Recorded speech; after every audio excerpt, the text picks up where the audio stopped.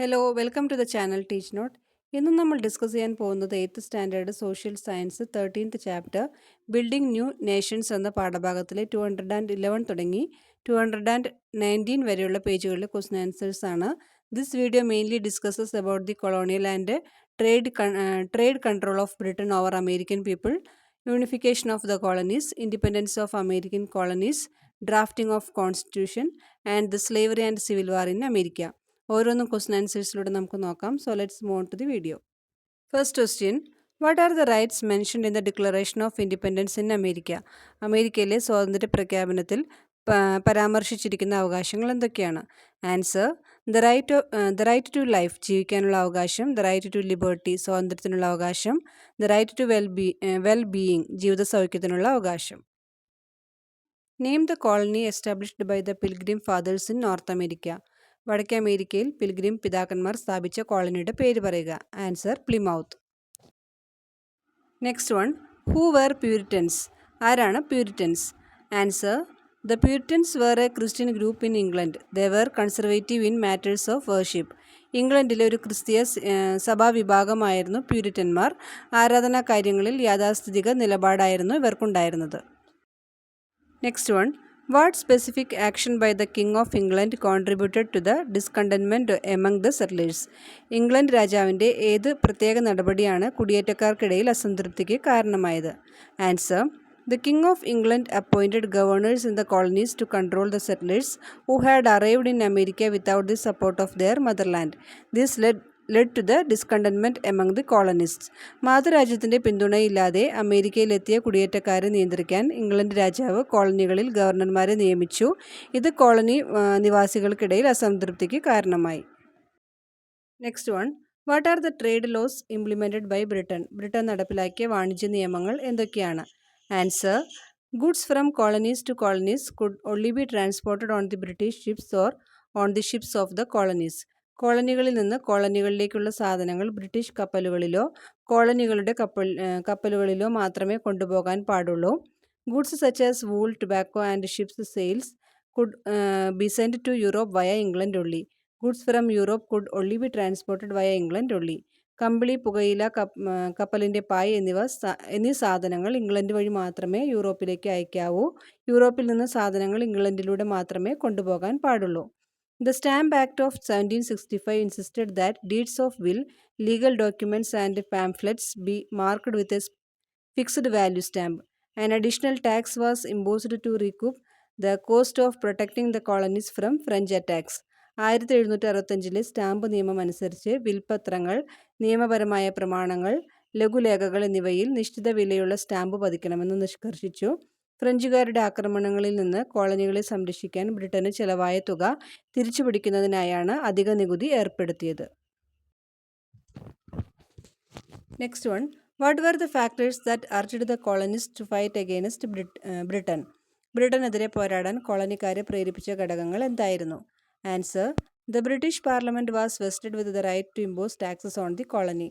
കോളനിയിൽ നികുതി ഏർപ്പെടുത്തുന്നതിനുള്ള അവകാശം ബ്രിട്ടീഷ് പാർലമെൻറ്റിൽ നിക്ഷിപ്തമാക്കി. The colonists' fear of the French disappeared as a result of the 7-year war.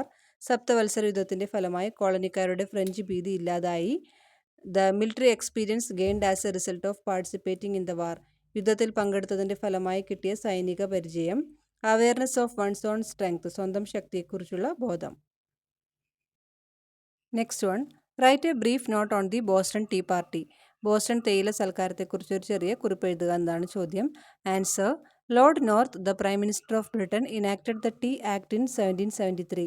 This law forced the colonists to buy tea from the East India Company. Protesters who were dressed as Red Indians boarded ships that had arrived in port and threw away chests of tea into the sea. This incident is known as the Boston Tea Party. British പ്രധാനമന്ത്രിയായിരുന്ന north പ്രഭു 1773 തേയില നിയമം നടപ്പിലാക്കി. Colony നിവാസികളെ east India കമ്പനിയുടെ തേയില വാങ്ങാൻ നിർബന്ധിക്കുന്നതായിരുന്നു ഈ നിയമം. തുറമുഖത്തെത്തിയ കപ്പലുകളിൽ റെഡ് ഇന്ത്യക്കാരുടെ വേഷം ധരിച്ച് കയറിപ്പറ്റിയ പ്രതിഷേധക്കാർ തേയില പെട്ടികൾ കടലിലേക്ക് വലിച്ചെറിഞ്ഞു. ഈ സംഭവമാണ് ബോസ്റ്റൺ തേയില സൽക്കാരം എന്ന് അറിയപ്പെടുന്നത്. Next one, what is 7-year war? എന്താണ് സപ്തവത്സര യുദ്ധം? Answer, it is the war between Britain and France to ensure trade monopoly.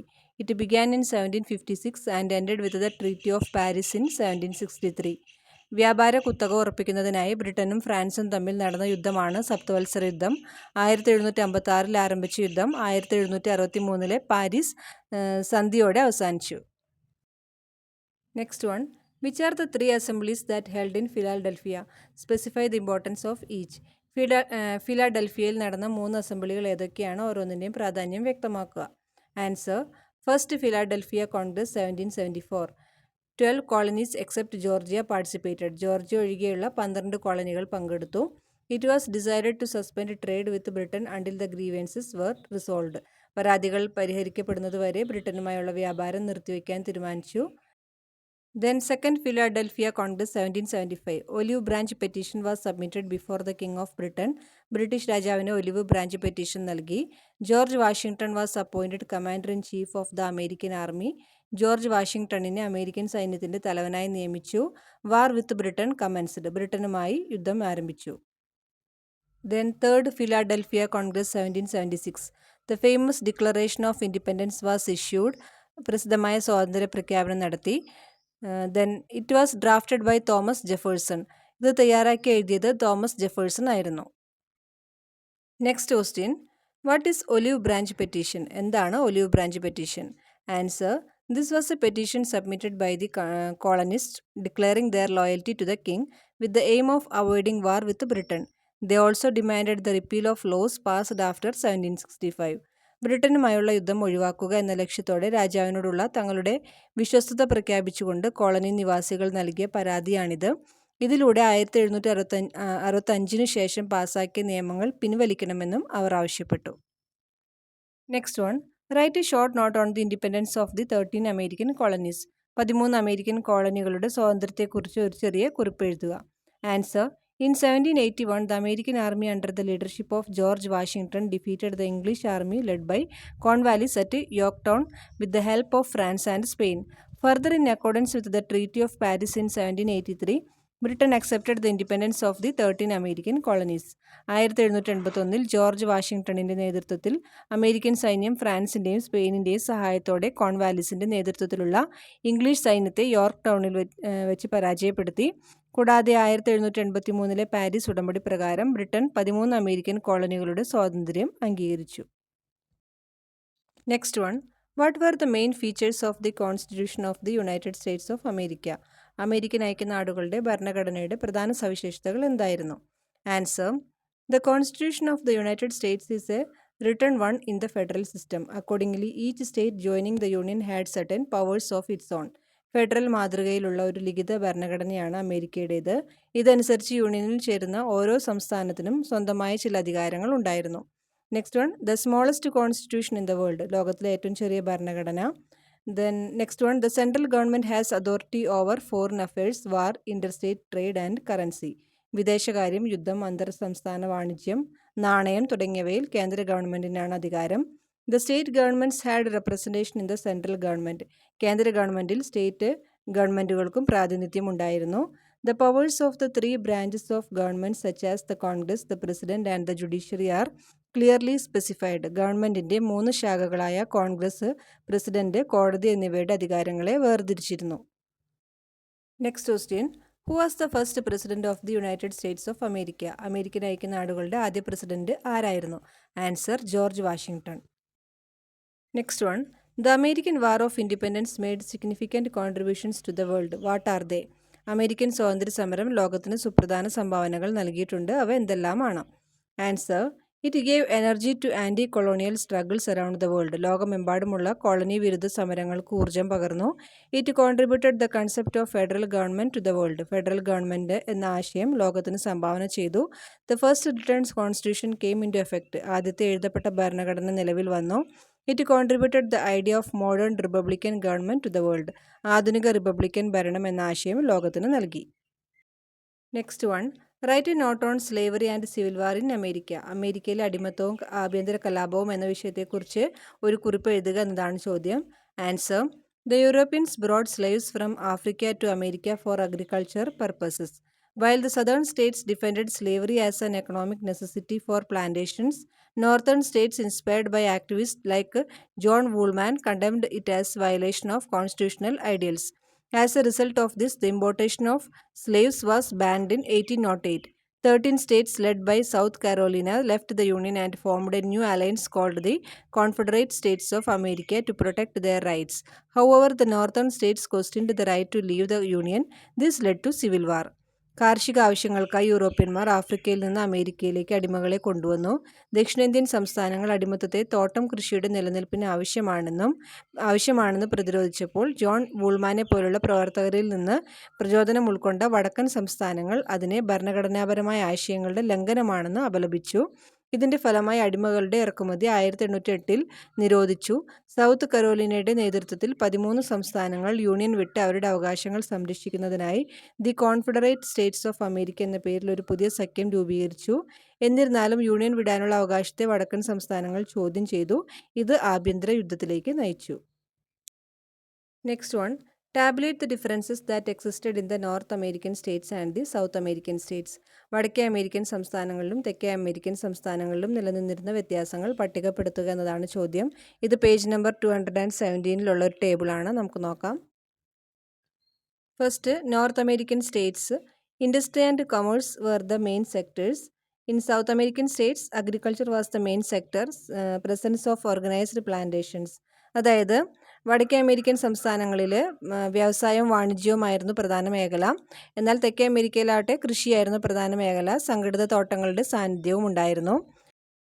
In north American States did not depend on others for industrial products. South American states, there were very few factories. Next point, had to depend on the northern states or England for industrial products. അതായത് വടക്കേ American സംസ്ഥാനങ്ങളിൽ വ്യാവസായിക ഉൽപ്പന്നങ്ങൾക്ക് വേണ്ടി മറ്റുള്ളവരെ ആശ്രയിച്ചിരുന്നില്ല. എന്നാൽ തെക്കേ American സംസ്ഥാനങ്ങൾ വ്യവസായശാലകൾ വളരെ കുറവായിരുന്നു.